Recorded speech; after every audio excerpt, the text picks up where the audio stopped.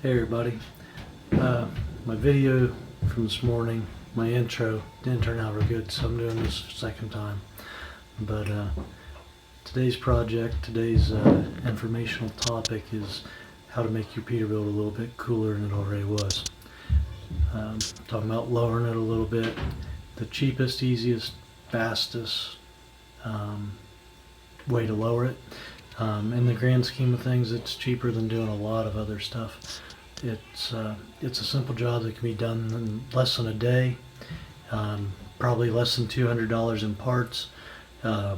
Pretty simple job.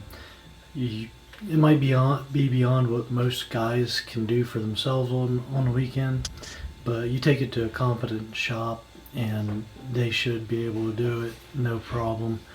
There's one tricky part to it, taking the dowels out of the axle. You got to torch them out, and it's a pain. I mean, sometimes I get them out pretty easy, and other times I struggle a little bit. But beyond that, pretty simple job.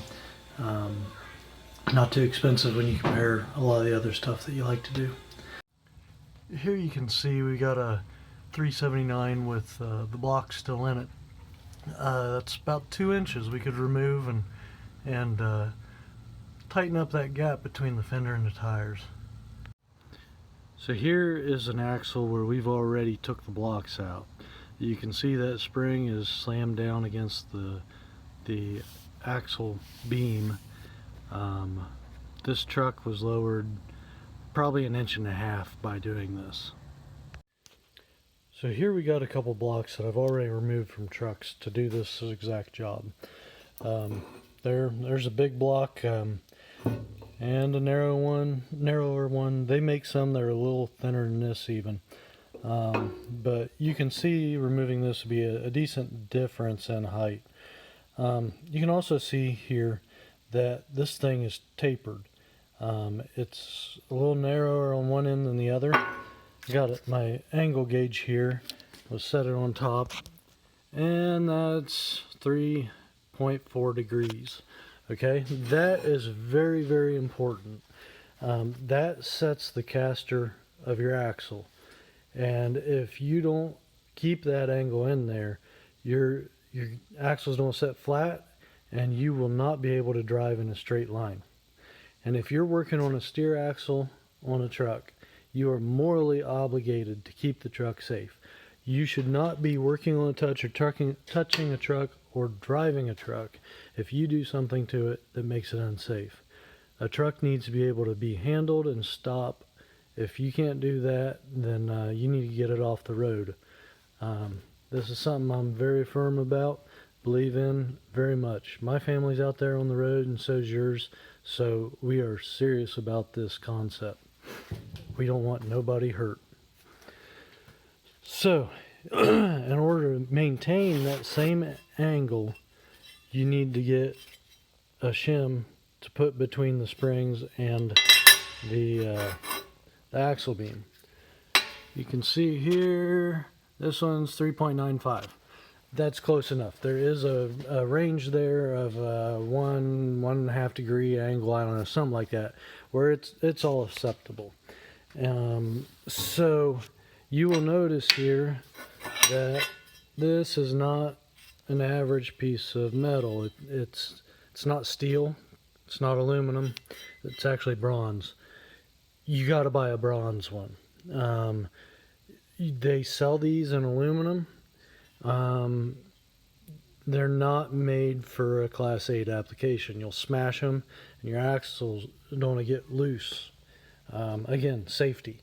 Buy the right part. So these came from Stimp. You can see the part number there. I'm going to put this in the description on the website, maybe under this video. I don't know. I'm still getting used to YouTube and all that. So if you're going to change these, you need different U-bolts now. They have to be shorter. It looks like you can actually buy what you need from Ottoman. I'm sure you're familiar with those. I'll put the part number in the description on the website and everything there too, but they need to be roughly, 6 to 7 inches long. Ottomans are 7¼ inches, and it looks like there's enough threads there that you can fully tighten it up and not bottom the threads out. When you tighten your U-bolts, tighten them down in a crisscross pattern gradually. The final torque needs to be 300 foot-pounds, but you need to do kind of a partial torque in circles around it, working your way up to that, and put oil on the threads before you tighten it. Put oil on the face of the washer. You want to reduce the friction so that you're fully torqued. Even so, you drive it like that for a little while. After a day or two, maybe a week, depends on how much you're driving, you need to go back in and retorque those U-bolts. And you need to keep doing that on a regular basis until they don't turn anymore.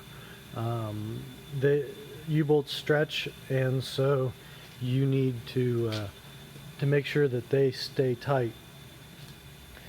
So let's get to the most difficult part of the job. When you take the block out, you are going to have a center pin sticking down out of the springs that goes through the pack of leaf springs and keeps them together, and it makes a centering point for your axle. For your axle to set under the spring. This is that centering bolt, and you can see it's got a little stud end at the end that sticks under the spring, and when it's in a truck it goes right there in that block, and that keeps that block from moving around and just keeps everything centered up. Likewise, this block, when it's sitting on top of the axle, there is a stud sticking out of the axle like that.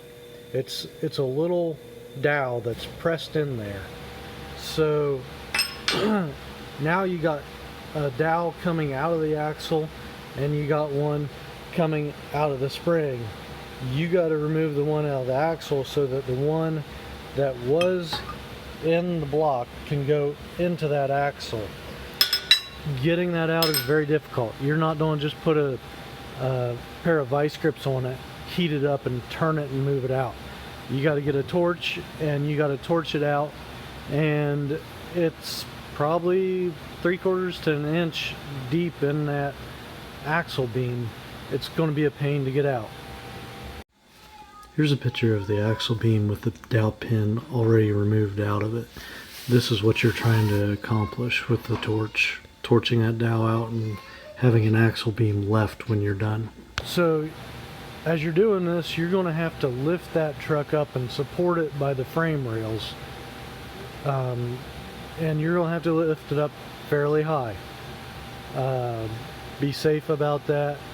Be real safe about that. We use railroad jacks to hold frames up. If you're not familiar with those, Google it. I'll probably do a video talking about those someday. Very useful tools, but you need to suspend that entire axle and spring assembly off of the frame so it's totally hanging. You'll probably want to take the steer tires off. That way you don't have to lift the truck that high in the air. Once you get that axle in position with the U-bolts through it with the nuts loose on the bottom, you get all 4 U-bolts in place. Then what you're going to need to do is slide your shim in. It will hit that stud, and the U-bolts on the sides will guide it, and it'll be trapped in there. Can't really go anywhere. You need the fat end to be at the back side of the axle, just like this here is in reference to this truck. Very critical. You put that in backwards, you're not going to be able to steer that truck properly. You're going to hate yourself. You're going to have to redo it. So other than that, yeah, assemble, tighten down, and enjoy the new look.